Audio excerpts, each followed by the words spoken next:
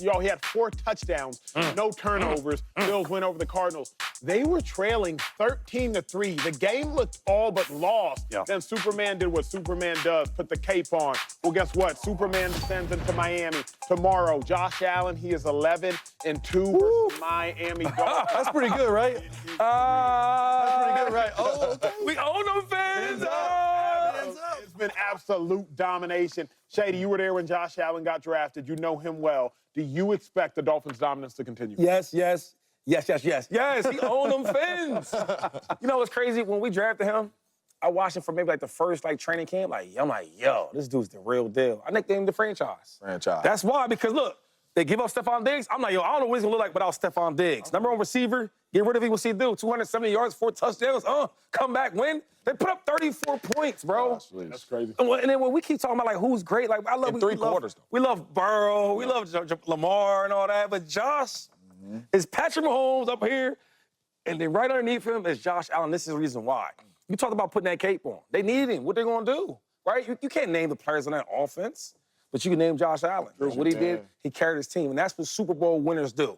And that's why I'm thinking the next 5 years, Josh Allen will get him a championship. Yeah, I'm gonna say it. Yeah. I like it. Yeah. I hope so. It was interesting. I thought the game was over. I thought it was blowout. Yeah. It was 17-3, and I'm sitting there thinking, Kyler was playing well. Bills. Kyler was playing well. Bills' defense was playing bad.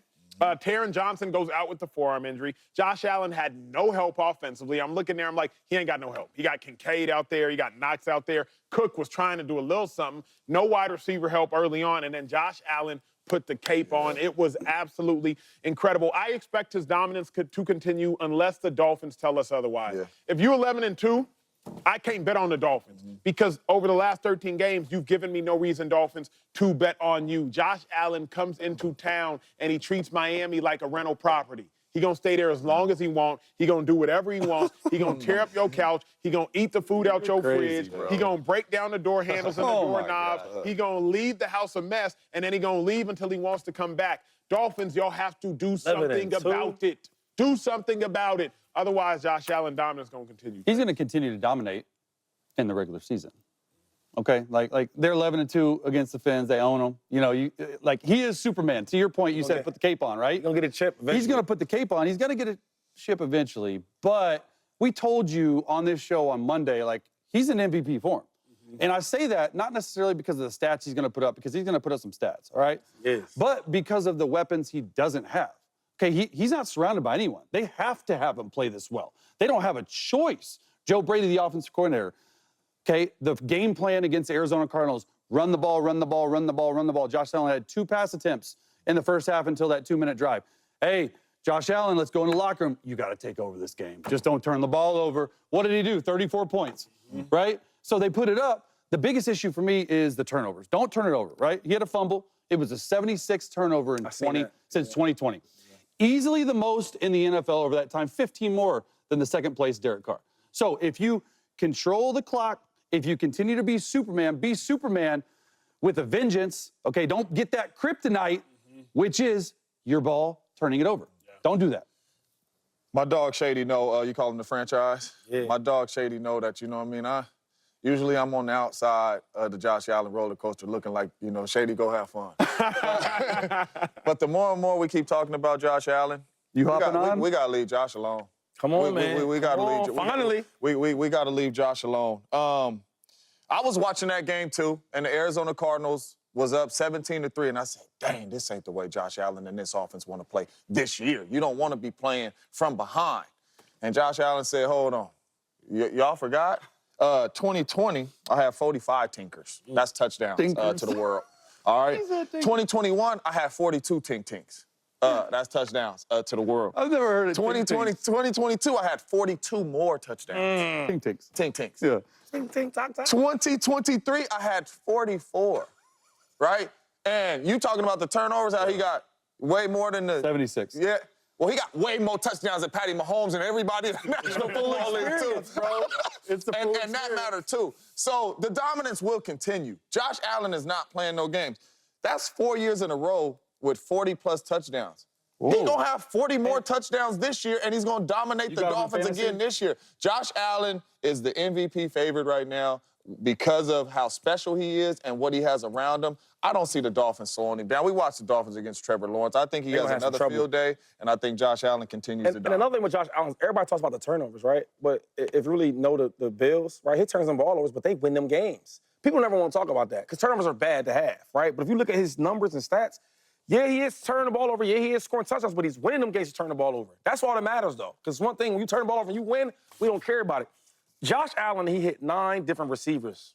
9. Oh. So my thing is like, I don't care who the receiver is. If you're open, you'll get this ball. Yeah. If I got to break a tackle and get a first down, if I got to extend the play, I'm going to do that. When a game is needed to win, Josh is there.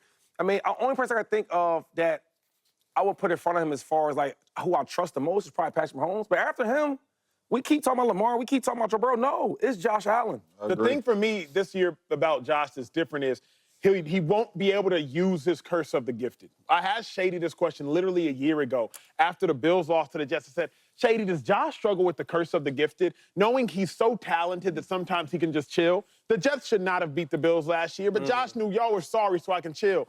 But this year there is no Stephon Diggs. So Josh will never have the time to mentally relax and say, well, you know what, I can just roll out there, put it in cruise control. Because against the Arizona Cardinals last year, Josh would have just put it in cruise whole game. But he knows, oh, I can't put it in cruise. True. Only person out there is Keon Coleman and Shakir, and behind me is Cook. There is no cruise control. I got to be locked in every single time. I think that will benefit Josh. We just got some breaking news out of this game. Raheem Mostert, running back, all-pro last year, I believe. He's out. Achan, backup running back. He also was considered the starter's third-round pick from last year's draft. He is a questionable decision, a game-time decision. Does that change things, Shady? It wouldn't matter.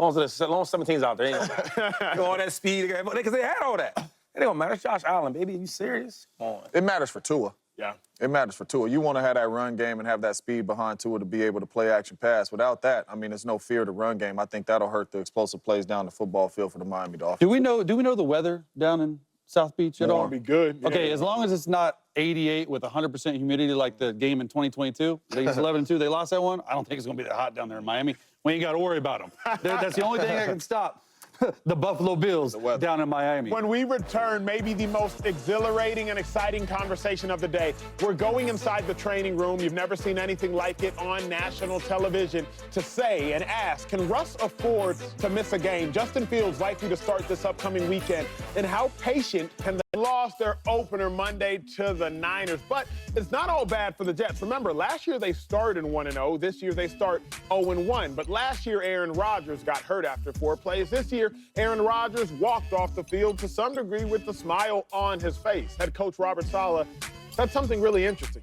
He said it feels better now at 0-1 than then at 1-0. I found the quote incredibly fascinating. Wanted to make sure you at home saw this because it's wild. A head coach saying, yo, I feel better about having a losing start than a winning start. But Shady, do you agree with Saleh's comments? You know, I actually like Robert Saleh, though. I know people don't like him, but I like him a lot. I agree with him. I get what he's trying to say. He's like, hey, listen, last year we started 1-0, right? Aaron got hurt, then Zach Wilson takes over, right? He averaged about, what, 2 games he started, 1-2, averaged 160 yards, like Justin Fields kind of, without their running ability. So I get what he's saying of keeping Aaron Rodgers. We have him. He's going to get better. He had no preseason games, right? He missed the whole last year. And having a guy like that in the locker room, we did see some of his plays, right? Down the sideline to Lazar, right? He made some plays. Garrett Wilson up top, back shoulder. So I think having Aaron Rodgers there, he feels more comfortable, especially for the defense. Defense like, yo, at least we're going to have some type of movement on offense compared to having Zach Wilson at quarterback. I agree with you wholeheartedly.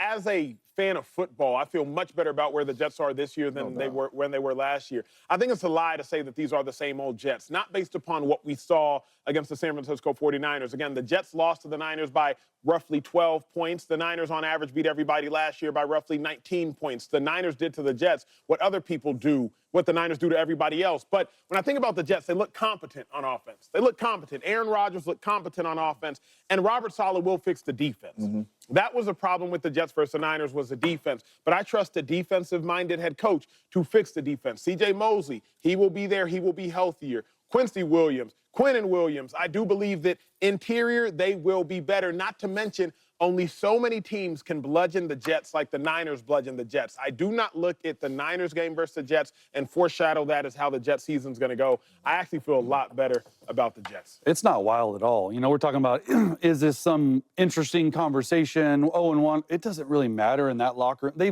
want to be 1-0. But I take myself into the locker room in that team meeting on Monday, or on Tuesday, I guess, because they played Monday night.